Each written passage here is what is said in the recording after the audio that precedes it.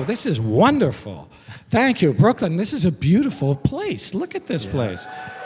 The Murmrr Theater in Brooklyn. How beautiful. This is the Chinwag, by the way. Hello. For everybody who listens to the Chinwag. This is my colleague, Professor Stephen Ozma of Columbia College in Chicago, a doctor of philosophy. We have a special guest, obviously, here today who needs very little introduction. My friend Paul Rudd. Thank you, sir, for coming. Thank you, Paul.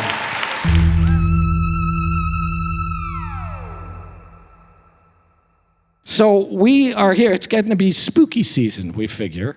It's sort of the creepy time, Scorpio season. It's all kind of dark and creepy. So we thought we'd talk about fear and phobias and things like that, and things that give us the willies and things. Yeah, there's a big difference between fear and phobia, and we want to ask Paul sort of what were the things that he was afraid of, and what are the things that he has phobias about. And fear, we know, is kind of rational. You know, you've been bitten by a dog, you're going to be afraid of it. You're afraid of crashing planes and so forth. But phobia is like more irrational and more strange and more debilitating.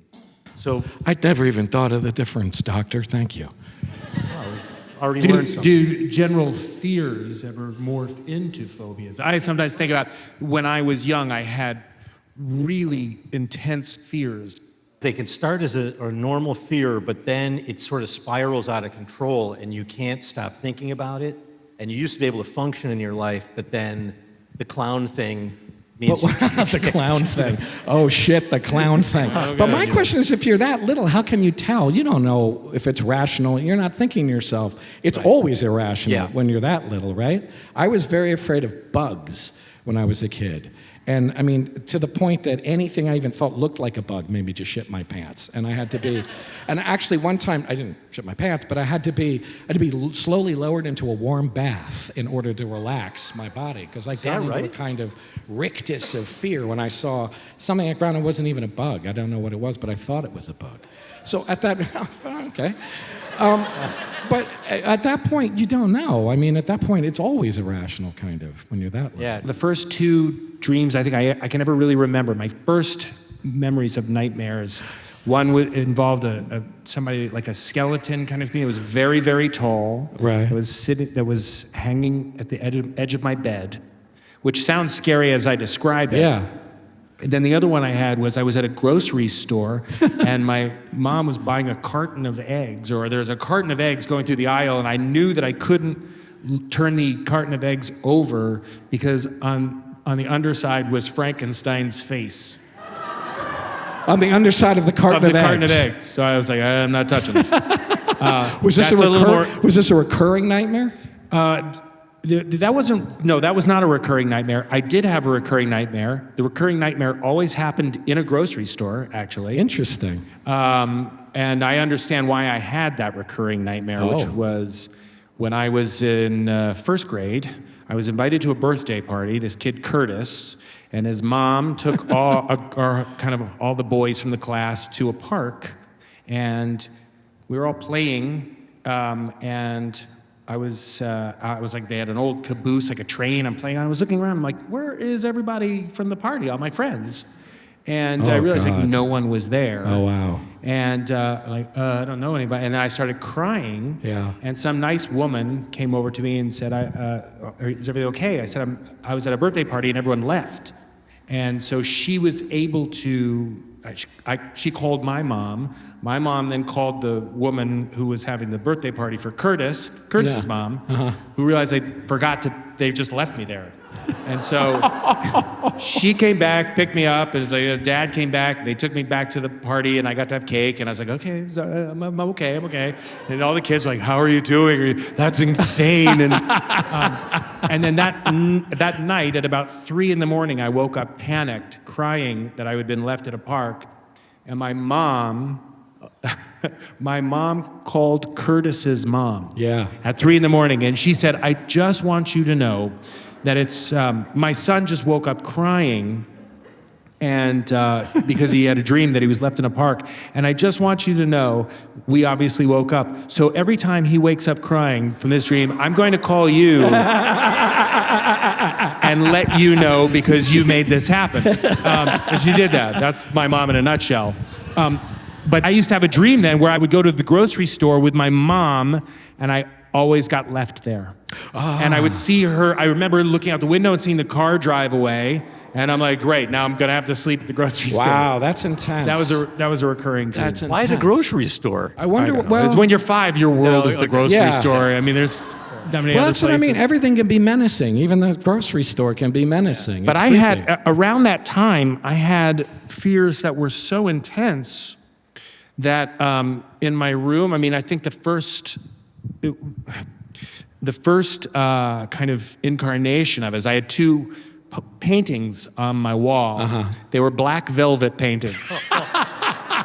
Really? Yeah, How old they are weren't, you? They were You're not. like- They weren't super high quality paintings. I would think not. I mean, No. One was of Charlie Brown, and one was weird. of Snoopy.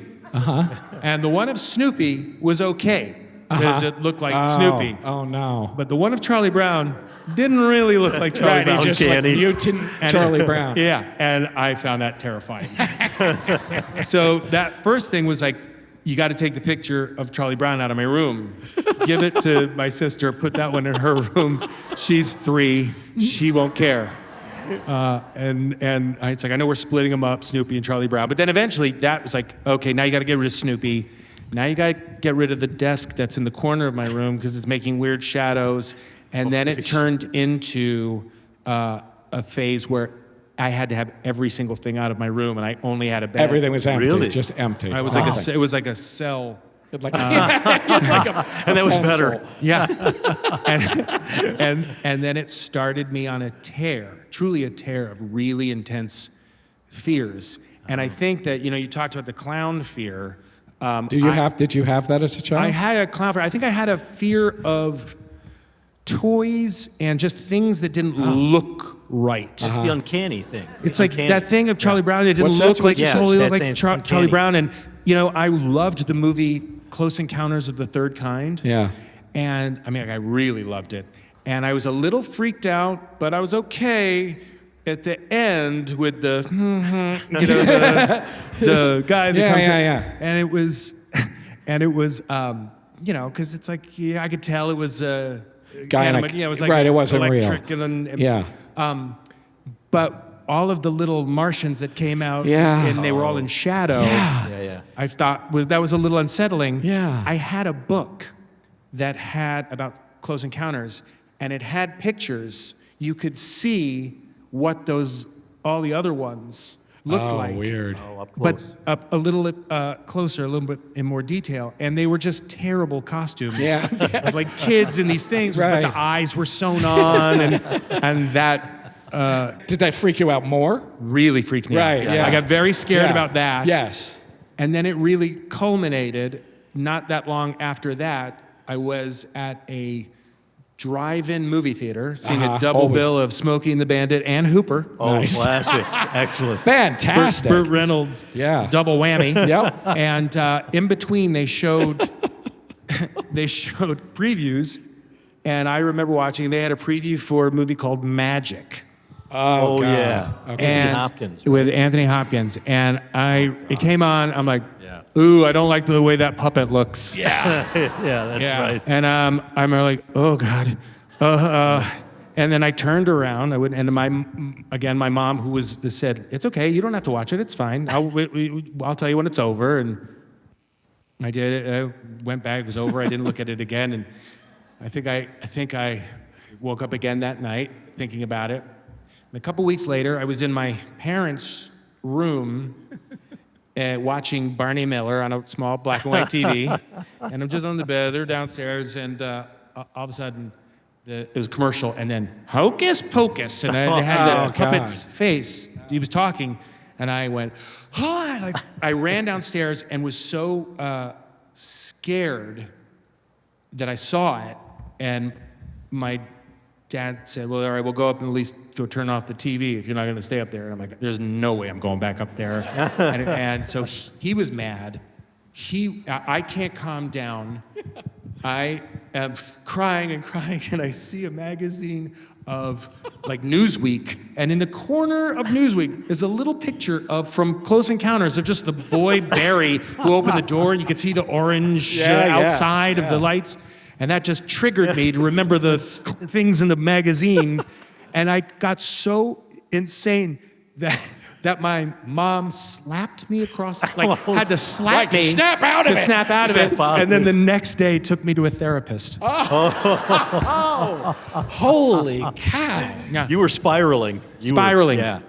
Because then the other one, there was another movie around that time, a little bit earlier, like a CBS movie of the week called Somebody knows it. I remember that. with Dirk Benedict. Was it a snake picture? Was It was like about, a giant? and I think Struther Martin. Struther Martin? Howard or something. I know. So I don't know. It's been a while since I've seen it, but it's like, yeah, this guy is turning people into snakes. He has a thing with snakes, and this girl whose ex-boyfriend all of a sudden vanished. She goes to like a freak show or something, and then she sees him in a glass box, and he's like, and he's crying, and she's like, no! And I'm like, this is too much. And I again woke up, and I had to sleep with my parents, and I had. Did the shrink help at all? Did it do anything? That's what I'm thinking. I don't know. It lasted a long time. Really? Because then it turned into like diseases and like Germs and stuff? Were you like a germaphobe as a child? Not so much germs, but like deformity, things in the faces, sure, things that don't look right. Yeah. The puppet didn't look right. There was something. Yes. I got very, very scared by this stuff. There's a kind of therapy that psychologists will do, which is a kind of exposure therapy when you're like afraid like where you this. sort of like, You just give little doses, but you were so bound up with all these different, like if it's tarantulas or spiders, you can just show somebody a spider across the room for 5 minutes and you come back next week. Yeah. But you had a lot going on there. Well, it's interesting.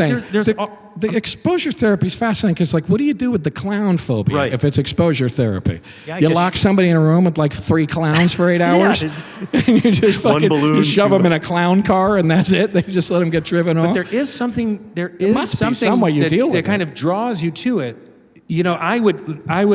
Draws you to the thing you're afraid we had of. HBO. Like I loved Close Encounters, Yeah. but I'm like, I don't want to deal with those things. But like we'd have HBO, and it's like, okay, Magic might be might be a movie this month, and the guide would show up, and I would always like look to see in the contents. And I would never, like page 13, I'll never turn to that. Yeah. But you I couldn't won't- look I away, won't- yeah. But I would always kind of be drawn to it. Yeah. But I would never look through it. You're reminding me of something that I have not thought of in ages because of that weird sort of thing.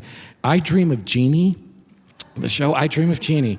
You ever had that kind of animated, the beginning where she was all kind of like dancing around? She comes out of the bottle and everything. She would get sucked back into the bottle at the end, and she would kind of go, and she would kind of get like sucked into the bottle.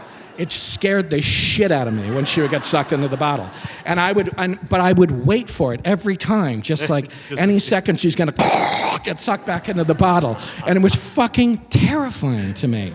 But I couldn't not watch it. I had to watch. Also, I loved I Dream of Jeannie. I mean, you know, it was fantastic. She was I would gorgeous. wait for that moment because it scared the crap out of me. But I don't know what was scaring me. Because she looked distorted, because she was getting like... There's an experiment that Darwin did in the monkey house. Follow me on this. He basically brought like a fake snake in a bag, and he would put it in the monkey house in the zoo. And the monkeys are terrified. They would go and they would look, and then they would run away.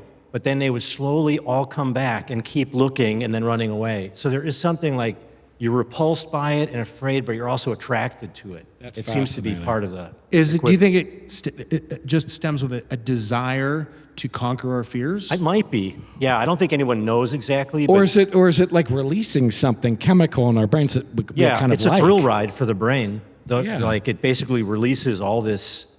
There's a woman who has no fear in California. They call her SM by her initials, and she has damage to her amygdala.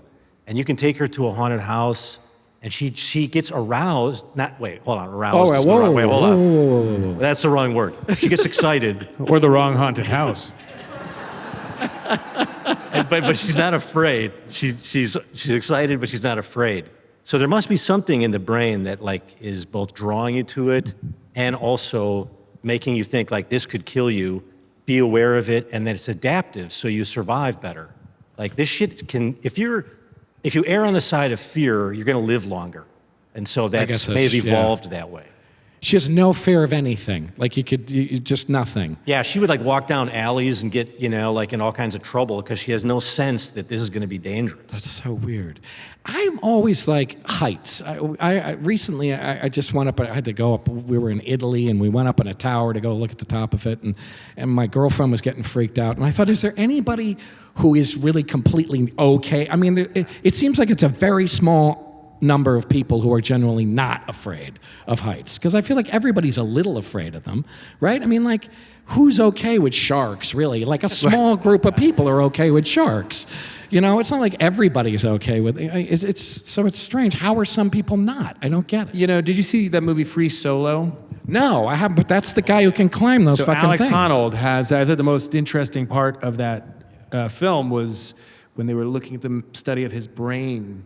Yeah. He's doing things that no one would ever do, and you think it's so terrifying, but the part of his brain that would light up that would give him kind of pleasure or feeling is kind of in these most... A pleasure from those moments of hanging the most there. treacherous, it's like you feel calm. Or like those guys that do the cave diving, that save those kids. Yes. Like those, that they study their brains, and then, they get a charge from it. 99% of the population would panic in a certain situation is the one part where they actually calm down, where they feel not scared. It's neurodiversity, I think. It's just different kinds of brains. I think that's right. Well, I'm like the opposite of whatever claustrophobic is. I'm claustrophilic. Like, I like it. I like being, tight spaces? Just shut me in the closet, I'm fine. Turn the lights out, I'm good. I'll be in the closet. It's like, I kind of like being in enclosed spaces. It makes me feel comfortable. And it's obviously setting off some kind of, I don't know, is it like being swaddled like as a baby or something? Do you have one like of those that? weighted blankets that like make you feel like you're... I don't have the weighted blankets, but I'd like to get a weighted blanket. If anybody wants to get me a weighted blanket, either one of you guys, for the holidays, that would be nice. If somebody wants to get me a weighted, Paul, if you Now ever... I know. Christmas is right around the corner.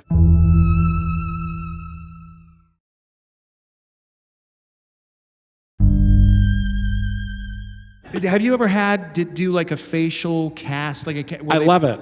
You do. I love it. When you have to get prosthetics made, I'm like, they're just like, they're just slapping that stuff on. They stick straws up your nose, and I get relaxed. I get incredibly relaxed. So and interesting. And most people do not like that. I know. I'd never imagined really myself to be claustrophobic per se, but I got that thing. What they do is they put kind of plaster on your head and you cover your eyes, and it gets heavier and heavier, and you have to stay there for 30 minutes, and you have a straw so you can breathe, and as it kind of compresses, it warms up. It gets hotter too as it dries. What movie was this for, you guys?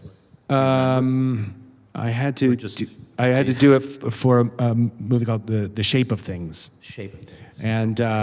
And so the cast for my face, it was like, I just want to rip it off. I just want to take this off. And did you like wearing them, or did you not like wearing them? Well, I mean, they were just like pieces. Yeah. So I had no can problem feel with that. weird But sometimes. it isn't putting the pieces on or even wearing that. It's just The molding. it's putting the cast on your head. Yeah. I had to do it for a Planet of the Apes movie. Planet of the Apes. Planet of the Apes. My whole body was basically done. My feet, my hands, my shoulders, my head, and You were stuff. an orangutan or a... I was an orangutan, yes. Sadly, I was an orangutan. I really wanted, this is a little Hollywood story here. When they first came to me with this job, I remember my agents were like, do you really want to have your face covered like that? People can't see your face. Maybe we should tell them you want to be a human being.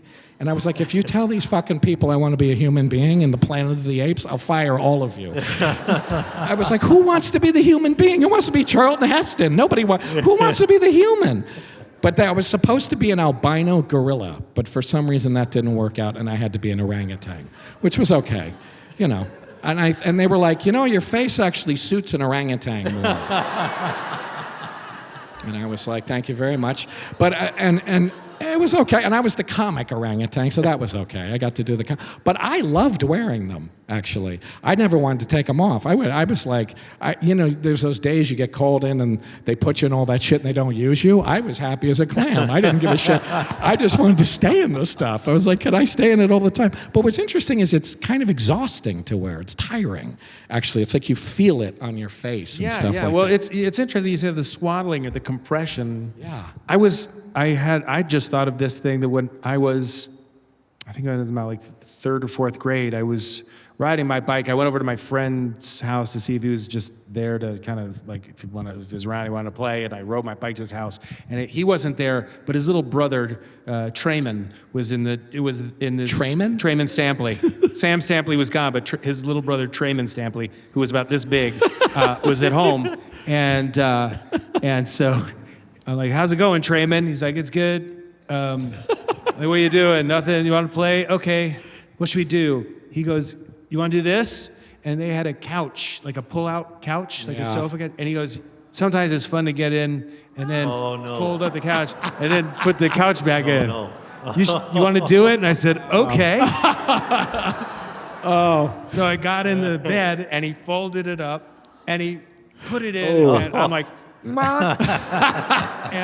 and I'm smushed. It's like really hard to breathe. I said, okay, now, okay, take me out now. And he goes, I can't. Stuck.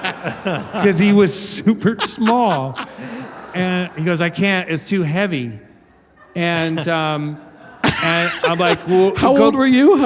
I was probably in like 3rd grade. Okay. Old enough to like know better to get into a sofa bed with only Traymon Stampley in the garage. And so he goes, I go, get somebody. He goes, I'm the only one home. Because it's just me. I'm like, go get a neighbor. So he goes out, he's like trying to knock on doors.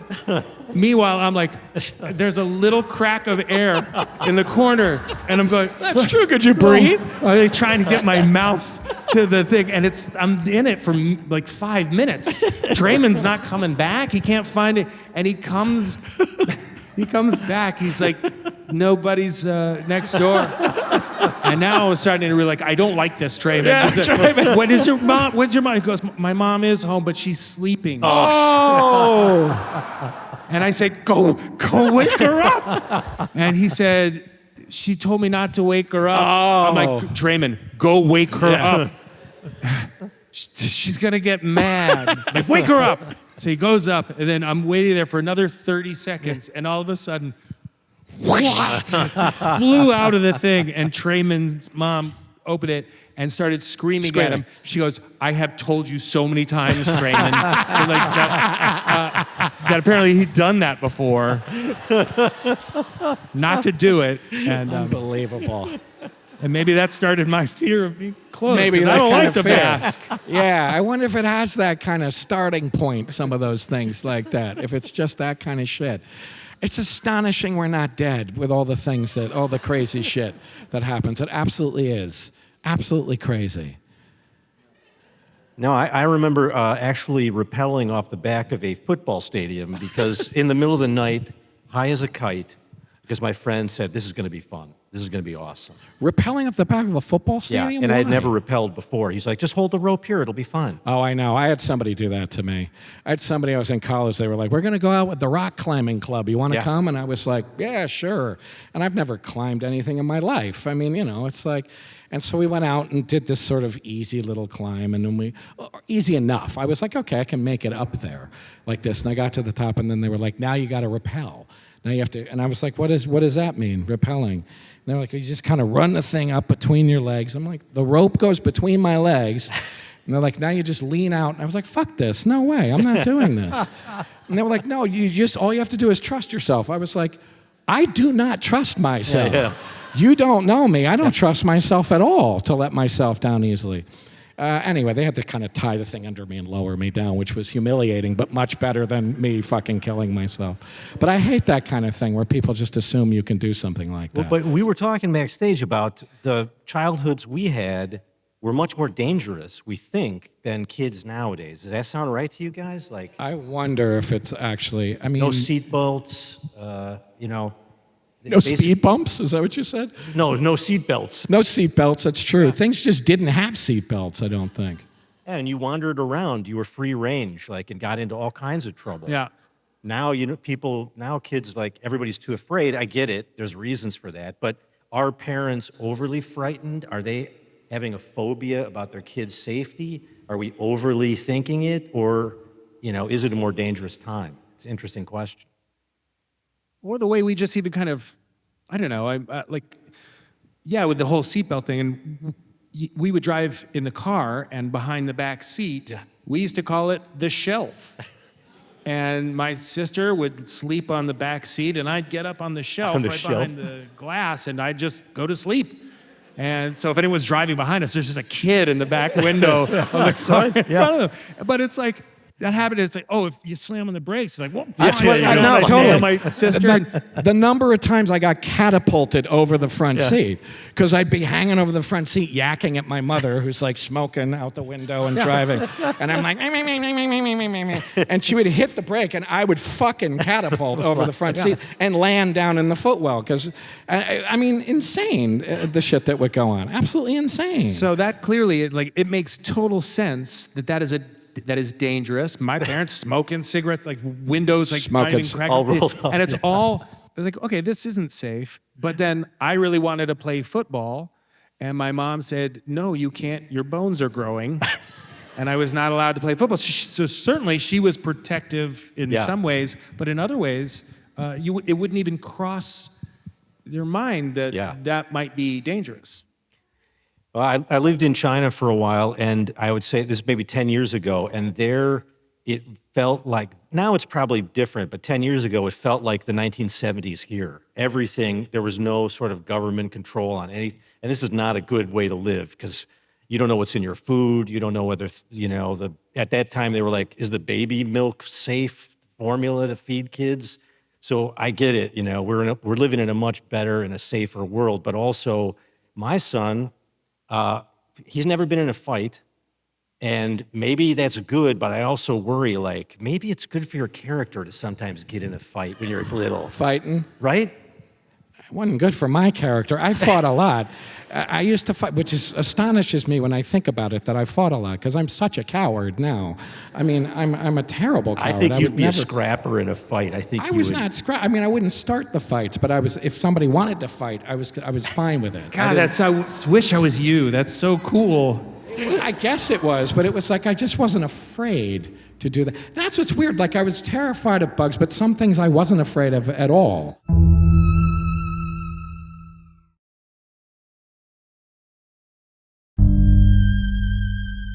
Have you ever had stage fright? Or that performance anxiety when you're acting? Not. Well, I think that like the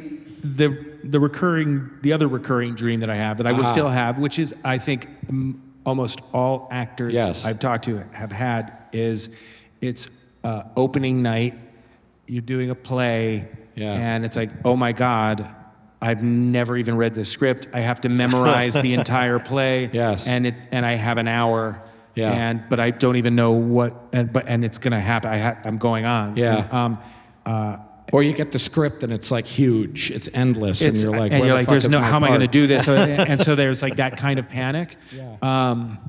It's funny, like when I think back, I really liked the idea of kind of performance, a speech class. In school, I thought like, oh, that sounds fun. I loved watching stand-up comedians, and I thought, oh, that would be so fun. And so that whole thing about public speaking didn't strike me in the same way that I think it did a lot of people. A lot of people. And I've done plays and all that, and it doesn't really bother me, but I do get nervous, obviously, before first. That's interesting. I actually don't. If I have to like get up and be like, make a toast, I'm like absolutely frozen with fear if I have to do something like that. Yeah, no, something like that. Get up and make like a little speech at the, it absolutely scares the hell out of me. But if I have to walk around dressed like an orangutan and get dropped out of a tree and shit like that, I don't have a problem with that. It's very strange. But simple things like that can absolutely terrify me. That's completely. a universal fear. Is What's that? public speaking is one of the most frightening things for human beings.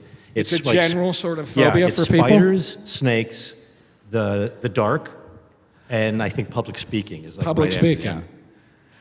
that. Yeah, well, it is it scares the crap out of me. But stage fright is like a really particular thing that I don't think I've ever experienced because, I mean, I've had that feeling of like nervousness or, oh my God, I don't want to have to do this again. You know, like you have to do a big, crazy, long show and you have to do it twice in the day. And you're like, oh my God, how am I going to do this? But stage fright is apparently literally you cannot walk out there.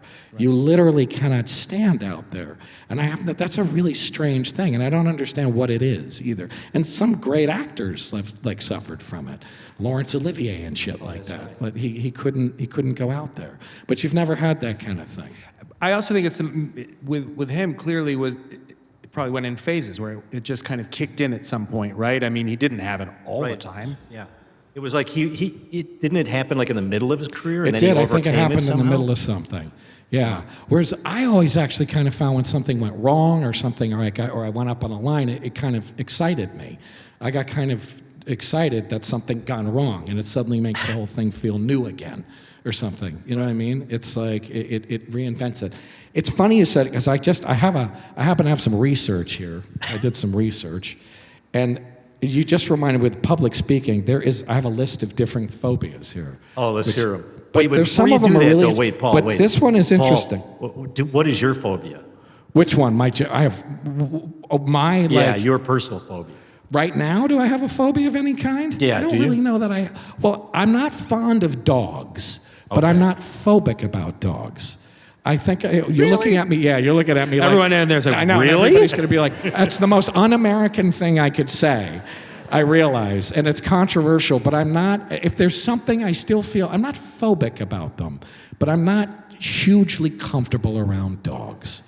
Did you ever have an experience as a kid? I had several experiences as a kid, and I felt like dogs. There were frequently some menacing dog experiences. I remember too when I was a child on the Jersey Shore. I was telling you guys that we went down there. A dog urinated on my leg once, and that was off-putting. And Off-putting. that put me off dogs for a little while. These kids had a dog. We were over watching like What's Happening or something on TV, and they had this little white dog, and I didn't like how yappy it was. Didn't like the little ones especially. I wasn't terribly fond of, and it just kept jumping up and down on me, and eventually it just released on my leg and just urinated all over my leg. So I'm not terribly fond of dogs. But they make me nervous. Cats don't. I love cats. Again, I couldn't be more un-American right now than saying I prefer cats. No, there's a lot of cat people here, I'm Other sure. cat people here? Yeah. If I have anything that feels slightly like that, but I wouldn't call it phobic. What about rats? Yes. Again, I'm like, is anybody good with rats? I mean, I suppose there's some Well, people I think who are there's like okay some with people that so they're like, whatever. But then, Well, but rats is like I really feel, scared of. Well, them. I feel like a fear of rats is like you're fucking covered in rats. You know what I mean? Like if you go somewhere Well, and it's who like gets covered with you're just- rats? What you the know what I fuck? mean? Like I feel like that's what would really make one rat is gonna not. I'm not gonna be fond of one rat running around. Like if you're walking down the street, yeah. and one just goes bloop right past you. I mean, it's startling. It's definitely startling. But would I be really afraid of one if you like held one in my face? No. But a whole bunch Like of them, if I'm covered 1984? in rats, that's going to be a Like problem. you've seen Creep Show? You're in a room with Cockroaches, I'm not fond of. cockroaches are really like people hate them. That was Yeah. the thing in Creep Show, right? E.G. Marshall. Was Yes, the- I think that's right. Cockroaches are disgusting, and I don't like cockroaches. But it's interesting to me. What if I had to, in a movie, be immersed in a tub of cockroaches? And you know what? I bet I'd be like, yeah, you bet. I think you would. I think I would. It's a weird thing because it's a controlled environment, and you know challenge. there's a cockroach wrangler, so you know There are. you know There are. you know that it's like these are professional cockroaches. There are. And what they do to the insects, there's cockroach, there's like, I worked with a butterfly wrangler one time, and a fly wrangler, just flies. But you know what they do? That's somebody's job. I know. A fly it's hilarious. wrangler. You know what they do to them though, and I suppose it's not cruel, but they make them really cold So they take all the flies and they put them in a little cold thing, so they get kind of dopey, so they can't fly around. And the butterfly was really like trying to fly, but it couldn't really because they kind of made it a little cold, which I don't think is cruel because it'll warm up eventually. But cockroaches, I imagine they probably get a bunch of cockroaches and put them in a freezer and then dump them all over you. Yeah, like in that movie, they had a lot of cockroaches. A lot of cockroaches. They and definitely did. Yeah, but that's interesting. But I think it's interesting. Yeah, I do think that if you lose that fear once you. But also, there's a kind of adrenalized thing, and there's this sense of like, this will be really crazy. There is something about when it's in a movie and when you. Yeah. I know that when we were shooting Anchorman, at the end of Anchorman, there were a bunch of bears in the bear pit, and so we were like, okay, we're going to be working with some bears, and the bear wrangler trainer said, they just had strings along the side. It's just like a string, but to the bear that might be electrified, so they don't cross the strings. Oh. And they're very tame. Like these bears had worked in lots of movies, and more than any of us.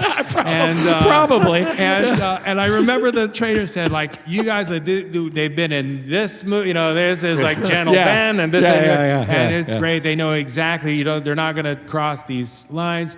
They're sweet. They understand camera angles. Yeah, totally. And we're all like, okay. And then at the end she goes, however, keep in mind, these are real bears. And all of a sudden it's like, wait a minute, yeah, they are. And so we were working in the bear pit and not thinking much of anything. Like, wow, this is cool. They're bears. Like, and we obviously they work on films. They get it. And there was one moment, and Christina Applegate made a move, and one went, and all the wranglers ran in, and they calmed her down, and all of a sudden, all of us shit ourselves. And then they're like, you're not working with the bears anymore. None of us got in the pit with them. And it was crazy. All of a sudden, what was, this is fun, and nothing became terrifying. Yeah. No, it's crazy, the situation, then the animals they put you in there with. Do you know, this is an interesting fact. If you've ever seen, up until now, and they can CGI them, up until that point, if you ever saw a gorilla in a movie, it was a guy in a suit. It was because you couldn't have a full-grown They were too dangerous, gorilla. the gorillas, to have on Way set? too dangerous. You just can't have a gorilla. And there's a whole subset of stuntmen who are ape actors. They do all this kind of ape acting and stuff like that. What about chimps? Chimps are also very dangerous. I had to work with some chimps one time, and you can have the chimp until they're about, I don't know, they can't really, past infancy. You just can't use them because they're nuts. But what about orangutans? Well, I was going to tell you, the chimp I did work with a little chimp. It was still terrifying. It still comes up and looks you in the eye, and it's like, it could eat my face right down to the bone if it wanted to. And it's like concrete. It's so strong. It's like, no, we shouldn't have this here at all. Orangutans are interesting. I worked with an orangutan once, and that was the closest thing to something. It was so humanoid. It was so humanoid, and it was so fucking bored. It was just like... And I had to do this thing, putting electrodes on this orangutan. And he would just kind of look at me, and he was really like, and he got really good at knowing when I had to put it on his wrist, and he would kind of be looking at me, and he would just kind of put his wrist out like this. Looking at me like, what are you doing to me? Like, they're so human and really remarkable. They're supposed to be the smartest because orangutans, because they imitate people's behavior immediately. They see they see you do something and they do it. I worked with some baboons once. This should give you a measure of the... wow. Is there a primate you haven't worked with, This should give you a measure of the films I've been in. Of the fine motion pictures I've been in. all of the primate films that I've been in. A lot of comedies, because monkeys are funny, Paul. Monkeys are very funny. And so I had to work Primate parts. yes. I had to work with some baboons once. And they were intense. And they had two of them, a male and a female, and the female was further away because they're scarier. They're actually more violent, and it's bigger. And that thing got loose one day, and the same thing. They were like, that's a wrap for the day, because it was somewhere in the set running around. But the other one, in this film, they had trained this monkey baboon to load and aim a pistol. Oh, my God. At me. And I remember the first time I was like, that's funny, that's amazing. You trained that baboon to load and aim a fucking pistol at me. I was like, now it knows, and it's not ever going to forget. And if it sees a bunch of bullets and a gun, it's just going to go, oh yeah, I know how to do that. I know how to do that. Where's that guy? Where's that two-bit character actor guy? He's going to come looking for me. Someday he's going to ring my doorbell and just be out there. But I thought, that's insane that you've done that. Do they retire these chimps, like on a farm somewhere, like after? That's so fucked up, and I think it's true, actually. I do think that these things retire. You know, like SAG has like a working actors home, like the actors home. It's a very, very poorly funded home for retired I do, animals. unfortunately. I think actually it is sort of like, and every now and then you'll read about like Cheetah, the famous monkey in the Tarzan films, has passed away. You know, because they're somewhere, they're being taken care of somewhere. I was on a plane once with Lassie. Really? I got on a plane once, and Lassie, who was flying first class, sitting on the seat. I was like, what? Whoa! And I was a kid. They're like, it's Lassie. Lassie's on this flight. Lassie. And I got to meet Lassie, and they had a card with a paw print on it. Like as an autograph. As Lassie was and so I got it. I was like, wait a minute. What was this, 1954? What were you like? What were you like, flying Pan Am to like? I mean, where the hell did you see Lassie? That's What the fuck has Lassie been around? It What was the well, last time anybody saw Lassie? When I realized I'm walking down, and my dad goes like, "That's like the 9th Lassie." Yeah. Oh yeah, that makes sense. Those dogs actually freak me out. Again, it's super un-American. Collies really freak me out for some reason. They're so strange looking, and those kind of weird pointy faces. So Lassie makes me smart uneasy. Dogs, collies. Are they? I think they are. My grandparents According had a to collie, reports. and it died, and they had it stuffed and put in the living room.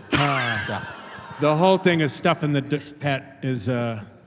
It's a thing. The stuffed pet thing, you wouldn't go that far? No.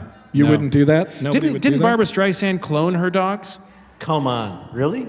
Yeah. Barbara Streisand cloned her dogs. A while ago, kind of before cloning became really good. She was like she part had of an the in research that they team. like, She was like one of the first, I think, right? That's so crazy. I mean, and are they kind of? Is it really going to be the same dog? It's not really going to be the Well, same. I think dog. it looks exactly the same. That's so bizarre. I think I'd be all right with stuffing my cat and putting it on the mantelpiece. It's a beautiful cat. Well, would you clone yourself so that if you had some kind of problem, you could replace your organs with your cloned self's organs? Would I clone myself? I might clone myself. I think I'd be interested to clone myself. You mean just for parts? Yeah, exactly, for parts. I think I probably would if it would Clone work. yourself. Yeah. I think Would you so. really? Keep it in shape, running around the track. Well, it's just kind of like hooked up in the back. You have a little room that the clone me sits in, kept in a hyperbaric chamber, so I'm cold. But you're, I'm wait a minute. fresh. It's like I need a fresh. kidney or I need something.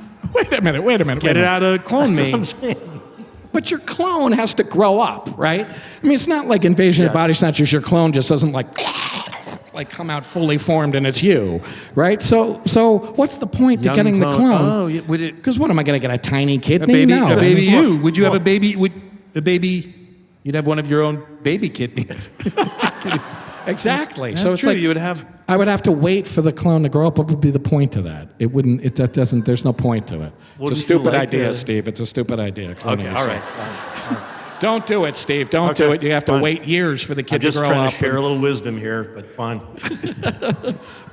Hang on. I wanted to just read some of these. I'm going back to this because I did research did and the I want to research. actually. Don't But waste the when we were research. talking about public speaking, it made me think of this, which is hippopotamonsterosesquipedaliaphobia. phobia. Holy shit. I can't believe you pronounced it. Hippopotamonsterosesquipedaliaphobia phobia is fear of long words, which I think is essentially fear of public speaking, but it's a fear of long words, which raises the question to me is, who is the guy who thought it would be funny to make the phobia such a long word you can't pronounce it? And I'm like, is that the exposure therapy is right in the word. It's right there. I just thought that was very funny. There's a lot of weird phobias here. Emetophobia is a fear of vomiting, which apparently is very rare. And I don't know whether it's a fear of yourself vomiting or watching other people vomit or something like that. I don't know. Why are you looking at me? You guys are both looking at me in the vomit question. We just assume you have the answers. That kind of- What do you think about ghosts, Paul? Are you? Do you think they're likely? They're real? What's your sense of it? You know, I try and be. I think that I try and think rational about this. I've been asked this kind of thing before. I think that there's a lot of things we don't understand, and that energy never goes away. So if a person was here, there's still the energy from that person is still here, but I don't I've never. Like if you wake up at night and the woman in the Civil War dress comes to the foot of your bed, which has never happened to me, but I've had experiences. I've had some crazy experiences in my life. I really have. I tend to get.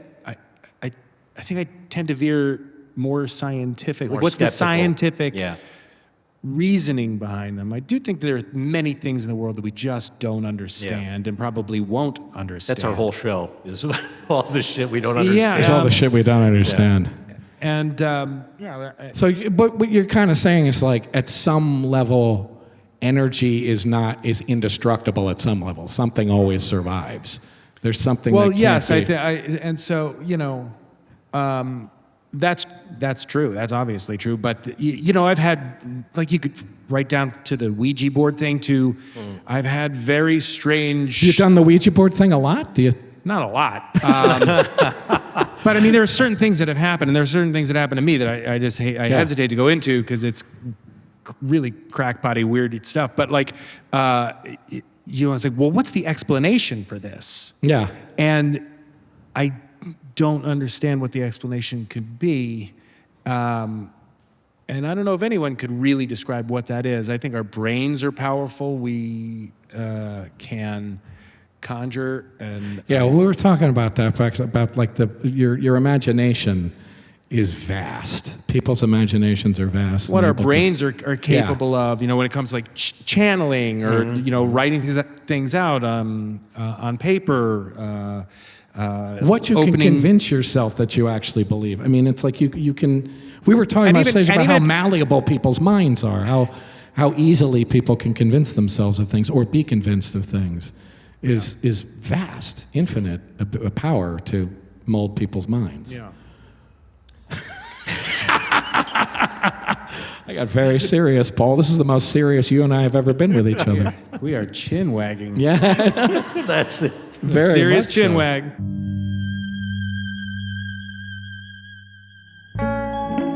Chinwag is a production of Treefort Media and Touchy Feely Films. Hosted and executive produced by Paul Giamatti and Stephen Asma. Executive producers for Treefort are Kelly Garner and Lisa Ammerman. Dan Carey is executive producer for Touchy Feely. Our series producer is Rachel Whitley Bernstein. Original theme music by Luke Top, with additional music by Via Mardot.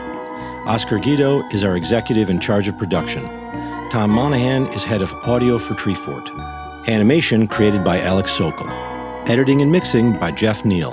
Lastly, for more information, go to chinwagpod.fm and find us on Instagram or TikTok @ChinwagPod or on Twitter @Chinwag_pod.